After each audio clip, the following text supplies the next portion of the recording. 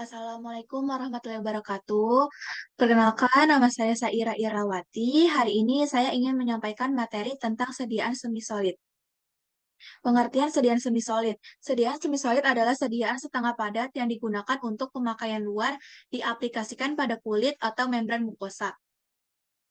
Kelom- Kelompok menurut karakteristik fisik konsentrasi, ya yang pertama ada cairan kental atau encer linimentum, yang kedua setengah padat yaitu salep, krim, pasta. Yang ketiga lebih bersifat padat yaitu sapomedicatus dan emplastrum.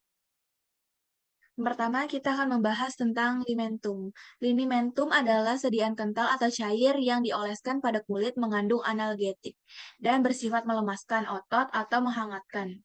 Dapat berupa larutan zat berkhasiat dalam minyak atau lemak berupa emulsi, yaitu hasil proses penyabunan yang banyak mengandung air sehingga bila dioleskan pada kulit akan memberikan rasa sesejuk.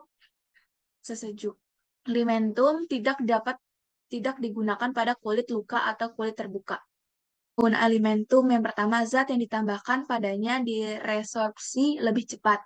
Yang kedua, mudah dicuci dan sangat baik untuk pemakaian pada kulit yang lembut. Yang ketiga, penetrasi lebih baik dari sediaan salep. Kerugian penggunaan alimentum yang pertama, terkadang terjadi reaksi kulit atau ruam yang peka berlebihan. Yang kedua, umumnya berbau sangat keras yang mengandung metil salisilat.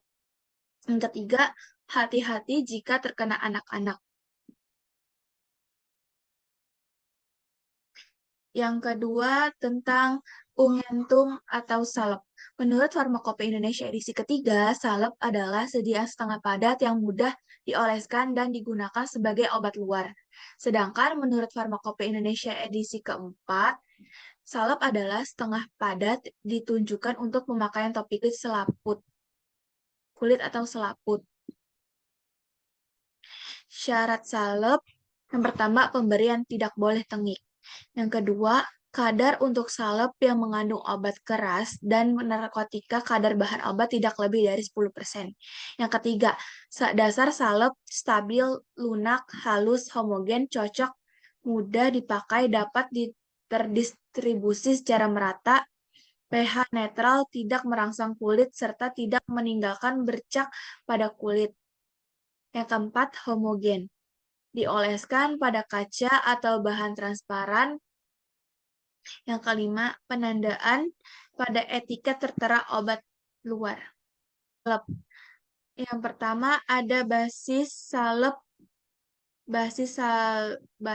homo macam-macam basis salep, basis hidrokarbon. Basis karbon ini dikenal sebagai dasar salep berlemak. Di antara lain vaselin putih dan salep putih. Hanya sejumlah kecil komponen berair yang dapat dicampurkan ke dalamnya. Salep ini dimaksudkan untuk memperpanjang kontak bahan obat dengan kulit dengan bertindak sebagai pembalut penutup. Dasar salep hidrokarbon digunakan terutama sebagai emolien. Sukar dicuci, tidak mengering, dan tidak tampak berubah dalam waktu lama. Ini contohnya ada vaselin, parafin, minyak nabati. Yang kedua, basis serap air. Basis serap air dibagi menjadi dua kelompok. Kelompok pertama terdiri atas dasar salep yang dapat bercampur dengan air membentuk emulsi air dalam minyak, yaitu parafin hidrofilik dan ianolin anhidrat. Dan kelompok kedua terdiri atas emulsi air dalam minyak yang dapat bercampur dengan sejumlah larutan air tambahan lanionin. Dasar salep ini juga berfungsi sebagai emulien. Ini contohnya ada adepsalan, ranolin, unganthea, unganthea, unganthea simplex. Yang ketiga, basis yang mudah tercuci. Dasar salep ini dinyatakan juga sebagai dapat dicuci dengan air karena mudah dicuci dari kulit atau dilap basah sehingga lebih dapat diterima untuk dasar kosmetika. Beberapa bahan obat dapat menjadi lebih efektif penggunaan dasar salep ini daripada dasar salep hidrokarbon. Keuntungan lain dari salep ini adalah dapat diencerkan dengan air dan mudah menyerap cairan yang terjadi pada kelainan dermatologik. Contohnya, dari basis yang mudah tercuci, emulsifying ointment BP. Yang keempat, basis yang larut dalam air. Dasar salep jenis ini memberikan banyak keuntungan seperti dasar salep yang dapat dicuci dengan air dan tidak mengandung bahan tak larut dalam air seperti parafin, iolanin, iolanin anhidrat atau malam. Dasar salep ini lebih tepat disebut gel. Ini contohnya campuran PEG taragakan PGA. Salep berdasarkan sifat farmakologi dan penetralisinya berguna untuk melindungi kulit, menghasilkan efek lokal, dan untuk meredakan rangsangan atau anestesi lokal. Tidak diabsorpsi, terkadang ditambahkan antiseptik atau astringensia. Yang kedua, salep diadermik. Salep yang bahan obatnya menembus ke dalam tubuh melalui kulit untuk mencapai efek yang diinginkan. Misalnya salep yang mengandung senyawa merkuri iodida atau belladonna. Yang ketiga, salep mukosa. Salep mukosa melindungi atau mengobati mukosa seperti rektum, hidung, mata. Salep endodermik. Salep yang bahan obatnya menembus ke dalam tubuh melalui kulit, tetapi tidak melalui kulit. Terabsorpsi sebagian dan digunakan untuk melunakkan kulit atau selaput lendir. Dasar salep yang terbaik adalah minyak lemak. Pembuatan salep menurut Van Duyn. Peraturan salep pertama, zat yang dapat larut dalam campuran lemak dilarutkan ke dalamnya. Jika perlu dengan memanaskan jika tidak ada peraturan lain bahan-bahan yang larut dalam air dilarutkan dahulu. Yang kedua, peraturan salep kedua. Dalam air, asalkan jumlah air yang digunakan dapat terserap seluruhnya oleh basis salep dan jumlah air yang dipakai dikurangkan dari basis salep. Yang ketiga, peraturan salep ketiga, bahan yang sukar atau sebagian dapat larut dalam lemak dan air harus diserbukan terlebih dahulu, kemudian diayakan dengan ayakan nomor 60. Peraturan salep keempat, campuran salep yang dibuat dengan cara dicairkan harus digerus sampai dengan dingin. Bentuk padat yang larut dalam dasar salep. Ada kamfor dilarutkan dalam dasar salep yang sudah dicairkan dalam pot salep tertutup bila tidak melampaui daya larutnya. Ada pelidol, jika pelidol 2% larut dalam dasar salep dilarutkan bersama-sama dasar salep dicairkan. Bila dasar salep disaring, maka pelidol juga ikut disaring dan jangan lupa menambahkan 20%. Iodin. Kelarutan tidak terlampaui dikerjakan seperti pada kamfor dilarutkan dalam larutan pekat Ki dan NaI. Bentuk padat yang larut dalam air, protargol larut dalam air dengan cara menaburkan di atas air, didiamkan selama 15 menit di tempat gelap. Kalargol sama seperti protargol. GNO3, ada Phenol mudah larut dalam air tapi dalam salep tidak dilarutkan karena kerjanya dapat merangsang dan mengiritasi kulit. Keuntungan penggunaan salep yang pertama, melindungi untuk mencegah kontak permukaan kulit dengan rangsangan kulit. Yang kedua, stabil dalam penggunaan dan penyimpanan. Yang ketiga, mudah dipakai, mudah terdistribusi merata. Kerugian penggunaan salep. Yang pertama, sangat lengket dan menahan keringat sehingga kurang cocok digunakan pada cuaca yang panas. Yang kedua, terjadi tengik terutama untuk sediaan dengan basis lemak tak jenuh. Yang ketiga, terjadi perubahan warna.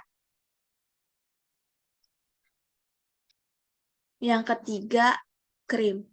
Menurut Farmakope Indonesia edisi ketiga, krim adalah sediaan setengah padat berupa emulsi mengandung air tidak kurang dari 60% dan dimaksudkan untuk pemakaian luar. Menurut Farmakope Indonesia edisi keempat, krim adalah bentuk sediaan setengah padat mengandung satu atau lebih bahan obat terlarut atau terdispersi dalam bahan dasar yang sesuai.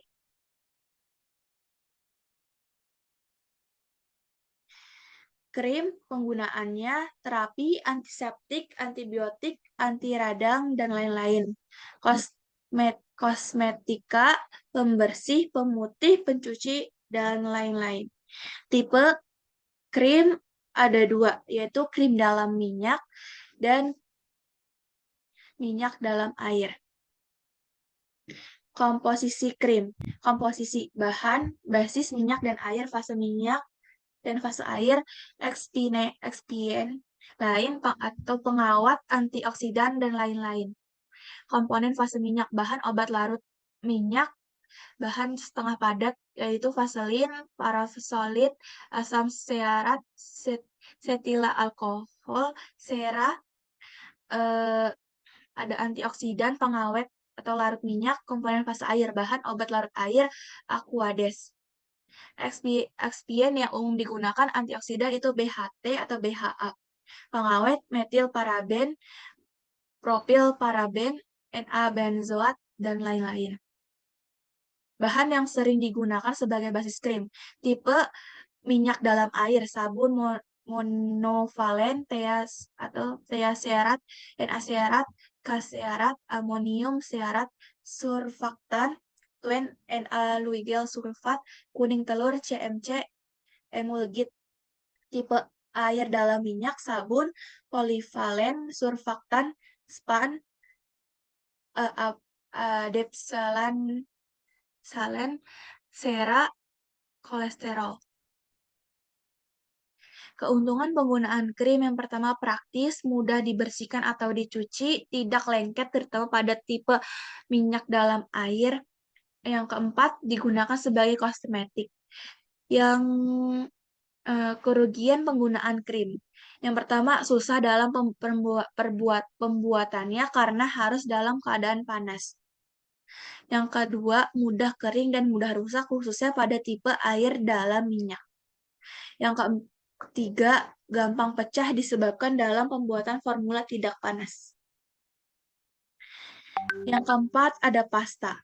Pasta, menurut Farmakope edisi keempat, pasta adalah sediaan semi padat yang mengandung satu atau lebih bahan obat yang digunakan untuk pemakaian topikal, terdiri dari kandungan bahan aktif padat 50%. Jenis pasta, pasta berlemak, zat serbuk, zat padat atau serbuk, lebih atau sama dengan 50% bahan dasar atau basis, vaselin, parafin liquid, dilelehkan terlebih dahulu. Ada pasta kering. Bebas lemak, mengandung bahan padat serbuk kurang lebih 60%. Pasta pendingin, campuran serbuk, minyak, lemak, dan cairan berair. Dikenal dengan istilah salep 3 darah. Efek obat penggunaan lokal. Keuntungan penggunaan pasta. Yang pertama, dapat mengikat cairan sekret. Yang kedua, tidak mempunyai daya penetrasi. Yang ketiga, daya lekat bahan aktif pada kulit tinggi. Dapat meningkatkan kerja lokal. Kerugian penggunaan pasta. Yang pertama, karena sifat pasta yang kaku dan tidak dapat ditembus, pasta pada umumnya tidak sesuai untuk pemakaian pada bagian tubuh yang berbulu.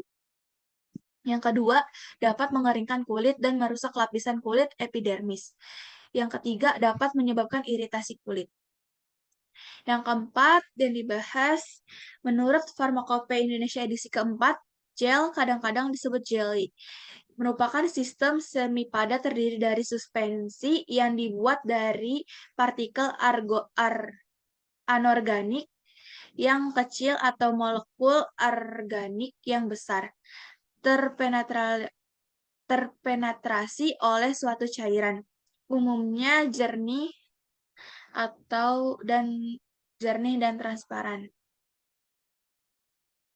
penggolongan gel, leaching agent, polimer, gel organik, gom alam, natrium arginat, karagenat, teragakan, pektin.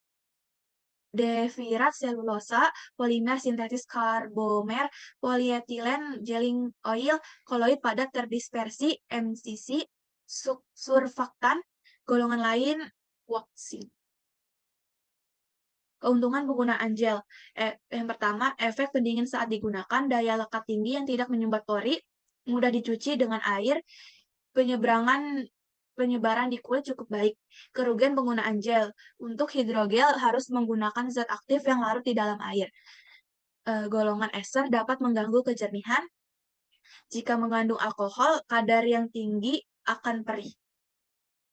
Sekian penjelasan saya tentang sediaan semi solid. Kurang lebihnya mohon maaf. Wassalamualaikum warahmatullahi wabarakatuh.